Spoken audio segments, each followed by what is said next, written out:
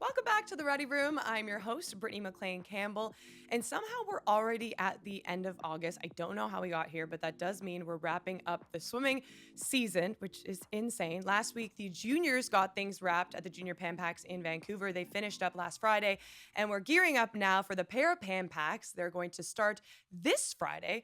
And that is the premier event for our Paralympic swim team here in Canada and a couple other countries, same countries we saw at Pan Packs and Junior Pan Packs. So expect the competition to be high. Before we dive in, we have a special guest to talk a little bit and tee up Para Pan Packs. But before we get there, we are going to go over Junior Pan Packs with our hot topics. Well, the Canadians won 4 medals on home soil in Vancouver at the 4-day meet. In a personal best by 0.6 of a second, Renumi Ishwargi got things rolling for the team with a gold in the women's 100 freestyle. With an incredible final 25, she got the touch over 2 American competitors by mere hundredths of a second. And shortly after, Lucy Weens grabbed silver in the women's 50 back in a time of 28.86, just off her lifetime best. Now, 2 relays managed to reach the podium as well. The men's team got the job done for bronze in the 4x200 freestyle relay. That squad was comprised of Simon Fonseca Flores, Adrian Chung, Ethan Isaacoff, and Gabriel Adrelino. And last but not least, the women's 4x1 free relay team also won bronze. They were led off by the individual champ, Renumi Ishwargi, and she was joined by teammates Kelly Choi, Marley Windsor, and Katie Takai. Well, congrats to everyone that competed at the Junior Pan Packs. We went down memory lane a little bit. It was such a fond memory for me as an athlete and helped propel me to the senior level. Here is some of my experience at Hawaii 2010. It was such a fun meet. Okay, up next, Summer McIntosh's summer break got off to a fun start. Just after her 20th birthday, the 3-time Olympic champion got a tattoo in honor of the 200-meter butterfly world record she broke back in July, a fine line butterfly on her ankle. And my social shout out this week goes to Ariana Hunsaker. I've always loved following this Canadian sprint star, and I'm especially enjoying her Instagram reels right now. She will be helping our Ready Room eyes and ears for the team at Para Pan Packs, giving us a unique POV of the athlete experience leading up to and during a big meet like this. Make sure you toss her a follow. Okay, well, it's time to set the scene for Para Pan Packs. Like I mentioned, they start this Friday, August 28th. So you're going to want to be tuning in, and we'll get there in a second. The team is comprised of 20 donning the red and white, 10 men equal to 10 women. It's going to be a great team, and we're going to get a chance to talk today to one of the veterans of that team who is coming off of a break last season without competition following the Paralympics in 2024. She is a 3-time Paralympic medalist and a 3-time world champion. She has represented Canada at 5 world championships and 2 Paralympic Games, and I cannot wait to catch up with her now. Please welcome Tess Routliffe.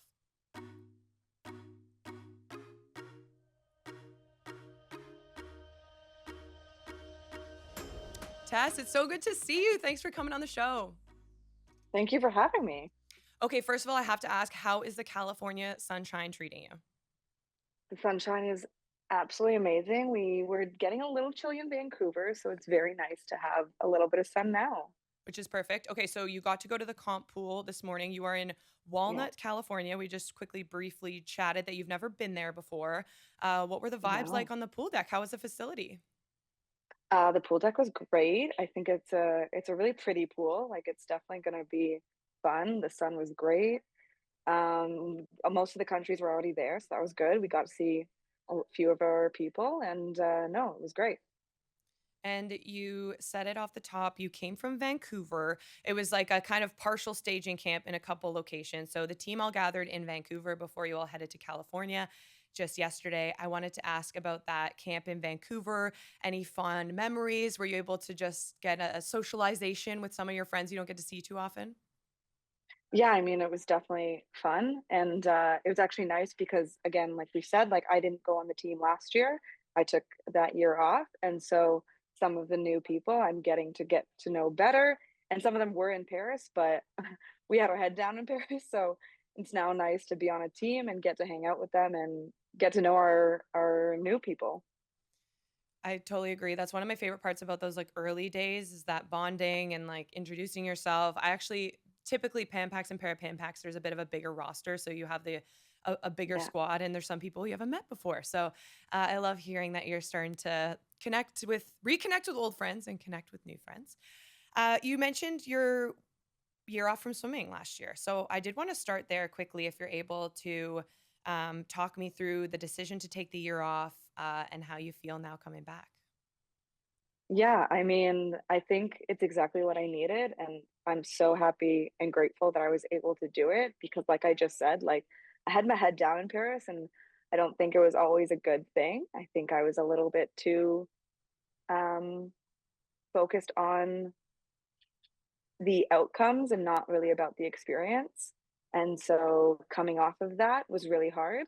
And I really just needed to remember why I loved the sport and why I was doing it. And so coming back a year later, like definitely I took that break I needed. I took the time that I needed to take away from the pool. And it's definitely like I'm swimming again and I'm here at Pam Pax because I took that year off. It's such a good reminder too, because so many athletes now are able to extend their careers much farther because they're taking care of their physical and mental well-being and listening to your body when you need a break. Did you spend any time last year, like were you still training or in the pool, or was it truly like I need to completely disconnect from the water? For the first few months it was completely Good. like I needed space. But, then I started in the gym again, and I love the gym, so I was in there, like, 5 times a week. Like, I didn't take the year actually off. Yeah. But I was in the gym, like, 5 times a week, and then I would, like, swim once or twice just for fun and just to, like, keep the feel of the water. But so, yeah, it was definitely, like, kind of the perfect year. Well, you said to Devin at trials, just I guess that was about 2 months now, 2 months ago now. The theme was kind of your happiness. You wanted to return to the water and enjoy it, and find that happy again. What's bringing you joy right now in the sport? I think just who we're surrounding ourselves with, I think that's really important. And the balance of sport and life outside of sport, I think that was pretty crucial for me. Again, going into Paris, I think I was all about sport and like that makes sense. Like we're trying to be the best in the world. And but I think it's just so crucial to emphasize how important outside of sport is and protecting that because it is so easy to burn out and it's just like again like I said it I think I said it to Devin at trials like a happy swimmer is a fast swimmer and I and I will still say that. And you brought it up so well in the sense of like balancing yourself as a human outside of being an athlete. Is there anything individually that you picked up in the last year, like a new passion or work part time or anything like that that's allowed you balance? I think I've just taken a step back and just I mean I've it's I always hate that question, the hobby question. I'm like, I don't have any hobbies. But I I'm think so I sorry. but I think like I spent a lot of time with my family that year and so like just kind of going back connecting with them and like again like emphasizing that like missing one practice isn't the end of the world and like you're able to kind of adapt to both lifestyles and connect them and still be on top. It's almost like a perspective shift instead of anything like physically changing. You're just able to. That was something I still say in my career that I ended premature young, I guess is the best way to say it. But you described it, Paris, so well. That was me in 2016. I just like, I was Yeah. so all in and then I crashed and burned. I was like, I can't do this anymore. So to see an athlete like you No. finding new goals and like you said to Devin, it was your goal was just to be happy. And like we set these Yeah. time standards and get very minute. And then at the end of the day, it's like, I'm happy. That's great. That's 10 Well, out of 10. it's it's it's the truest thing ever because again, like I've been on the podium and I've been like and I will say it, I was extremely unhappy. And that podium doesn't mean what it means if you're standing up there unhappy about it. And so I'd much rather right now be on the podium and be happy and be racing because I want to be there and not because I'm trying to get one individual time and one individual place that I am way too focused on. Well, medals don't define. I think in the moment you chase these like pieces of hardware, but at the end of the day, like you're no different for having 10 medals versus 11, No, whatever it is, right? Um, exactly. and in saying that, what are your goals? No, I'm kidding. But it's kind of what I do want to know. Like you're at a meet right now, so you're an athlete, you're naturally competitive. What are you hoping to achieve at Parapampax? Yeah, no, I mean, saying all that, like, I still am the same athlete, like, I still have big goals, and I still definitely want to be on top of that podium. And but it's been great. I started working with our new coach at the center, Haley, and in September, and it's been going really well. And I think we're both doing really well at like making it a partnership. And she's been like allowing me to kind of be happy in that space and be able to get our goals in the way we need to get them. And so I'm actually really excited to see where we're at. Again, like goals are a little bit different this year just because we are coming off the year off.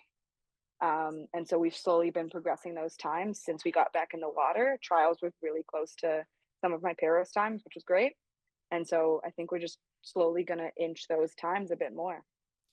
I love how you said that too, because you do have to set like a new standard constantly in life. You're looking back to personal best, but there has to be this part of you in this first year of giving yourself grace. But also when you came to trials, that was the first reaction I had. I think it was your 100 breast was like a 133. Correct me if I'm wrong, but like, I'm like, that's only like 3 seconds off her like PB. I'm like, guys, Tess Routliffe is on. Like it was exciting because I think I expected you to like, there needed to be an adjustment period and you completely were like, Yeah. nope, I'm ready. I'm here. So we're all watching. There's an adjustment, but we're adjusting quickly. But I think that's such a testament to the fact that you're in such a good headspace because like physically, I do think the body can remember how to go up and down the pool. And I don't mean that lightly. Like there's such a base that you've built for, you know, the 20 years, 15 years of your career before this that like you're fit, you know how to swim fast, but that like Yeah. muscle memory and that perspective and not putting a ton of pressure when you're behind the blocks and locking up, like that all makes the biggest difference.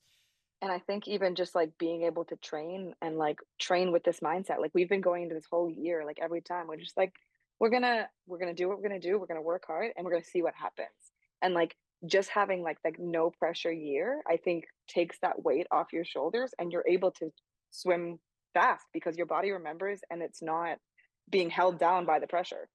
Some of the fastest times come when you least expect them as an athlete, which I'm looking forward, let's just say, to watching you race this week. Wanted to confirm with you, you have the 50 fly, 100 breast, and 200 IM. Is that correct? Yes. Okay. Yeah. And then I'm assuming you guys, like any other team and meet, you divide the relays as the results unfold, which Yeah. we will look to keep an eye on. I did want to ask about how you like to show up for your teammates. Like, what type of leader are you? Are you kind of like a lead by example? Do you like to get rah cheering everyone on? Are you kind of like pull someone aside? What type of leader do you try to be? I definitely am a lead by example, I think. Again, like we're all trying, like it's an individual sport and we're on a team. And so we're all going to be doing our individual things. We're all going to have different ways to do it. And so if you are getting your stuff done and again, being that more positive teammate, I think, just trying to keep things light and easy. I think that's what I try to do and just make sure, because again, it's a stressful environment, especially when we start racing. No matter what team it is, it's stressful. And so I think just trying to be a light, airy teammate is, and then leading by example. I think two people are watching when you least expect it. And like, it could be just like sitting at a dinner and you included someone in a conversation, or, you know, when you were Yeah. setting up your equipment in the morning and you said, oh, share a lane with me, like little things like that as a veteran. Yeah. The rookies notice. So I know there's amazing leaders like yourself, like Orly. We were talking about Nick Bennett earlier, excited to get to watch him swim as well. So this para team is in really good hands with a lot of you. But I did want to get Yeah. nostalgic and look back a little bit. So your first journey on the national team started back in 2014. It was Para Pam That's Packs, and they were also in California. We were able to pull up some pics of that summer. right. 16-year-old Tess won a silver medal in the 100 breaststroke. Do you have that nostalgia now that you're getting ready to compete in 2026 at the Para Pam Packs? Yeah, I think it's very fun. Like, I feel like it's a full circle moment, and especially since like coming off a year off, I think that's pretty cool that it happens to be my first team back too. And then it was my first international team ever. And I do remember that team quite well. I remember being a rookie and having all of these people to look up to. And now again, we have a very young team, I think. And so it's kind of a full circle moment. Like we've definitely changed positions and like it's exactly what it was 10 how many years ago now? 14. But for ooh, Oh no, 12, okay, 12. 14 Sorry, years. none of us can do 12. math. 12. 12. So sorry. but it's the exact same team as it was like 12 years ago. It's just perspectives have changed. And I think, yeah, I just think it's very cool that we are coming back after a year off and in the same in California and at Pan Pac, same meet.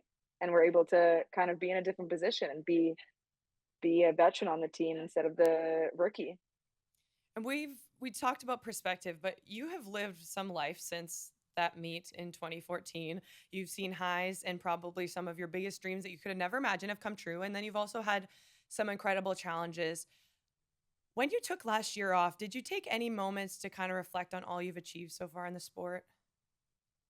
Yeah, I think that was one of the biggest things too, is again because we put so much pressure on ourselves and like I have big goals and again Paris was a great meet, but I think I fell short of some of my expectations and I really did need to take a step back because I mean, I had great races still. Like I raced to my best of my ability. I raced to the people next to me. I was able to reach the podium twice. Like it was a great meet and I was disappointed. And I really had to like take a step back and realize like what we have accomplished over the past few years and like how far we've actually come. And so it's been really good to have that year to like again remember why we are doing what we do. Like we're doing it because we love sport. I love racing. I love being competitive. One of my favorite sayings is always, being an athlete is who you are, but it doesn't have to be all that you are. And it seems like you're really Exactly. in that point in your career. And I can't wait to see where you go from here. LA is 2 years away, and you let it slip at trials that it's already kind of on your mind. So without going into numbers or placings, like, is it safe to say that you have LA on your mind? I for sure have Ellie on my mind and I'm excited.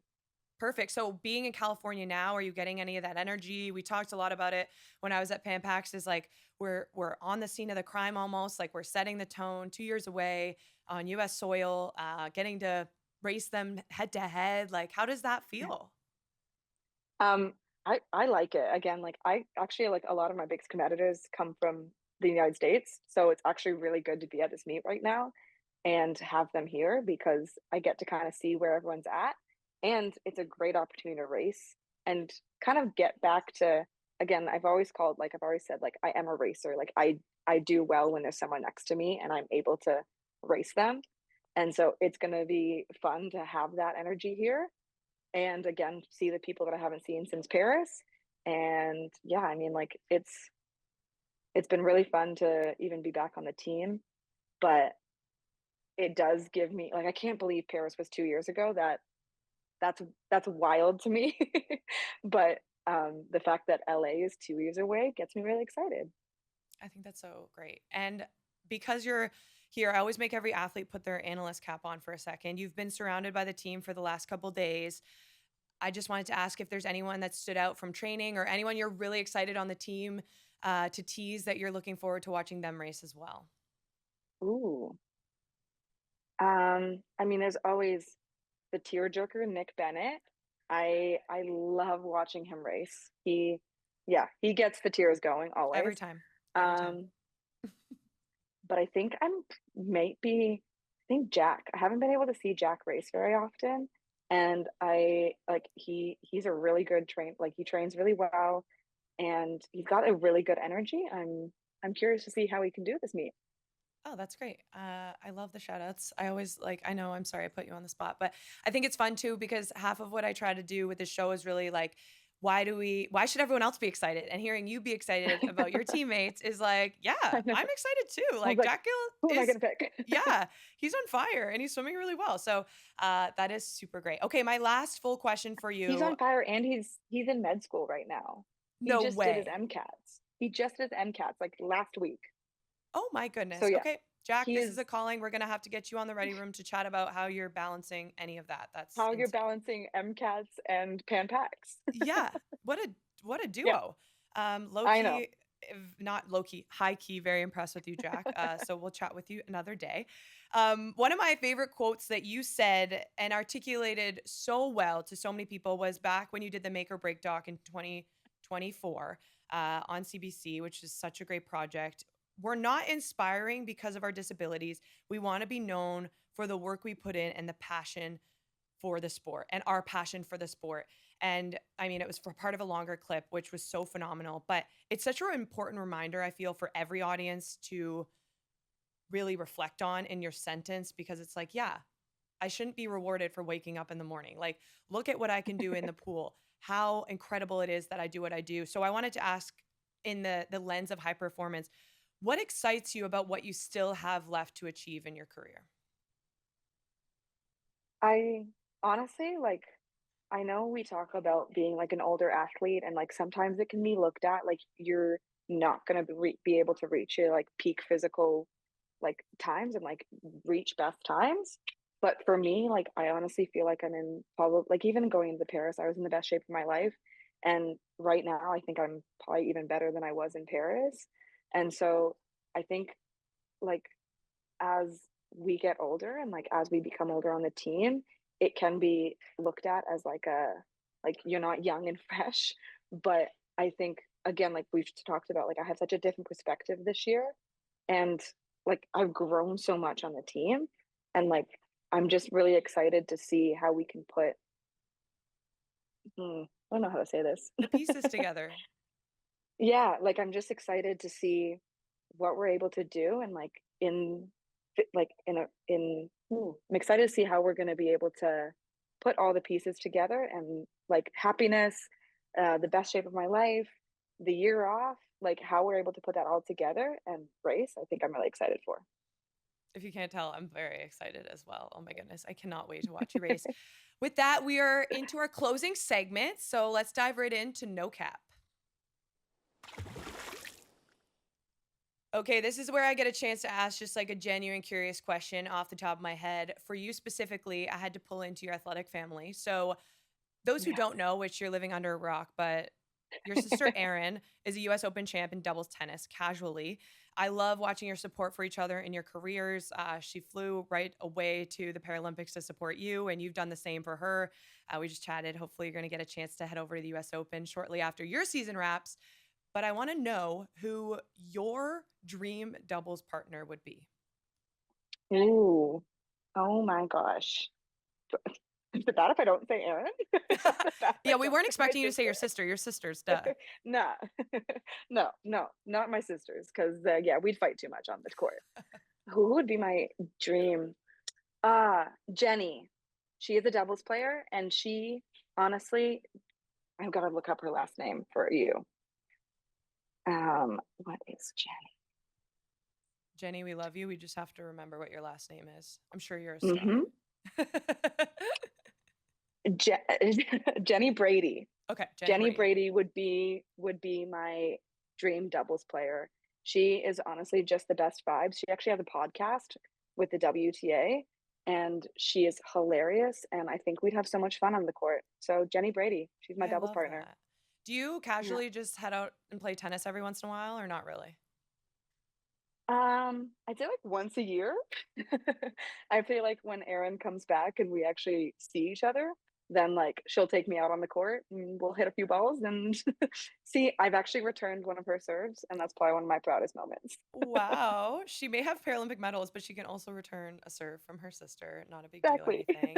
From the US Open champ. If you had to pick one of your swimming teammates to be able to withstand some stuff on the tennis court, who would you pick? Ooh, that is a tough. I'm gonna pick Alec Elliott because he was also his first team was 2014 in Pan Pacs. And so I think we're gonna do a full circle moment. And he was my like basically my first friend on the team. So he can be Oh, my doubles partner.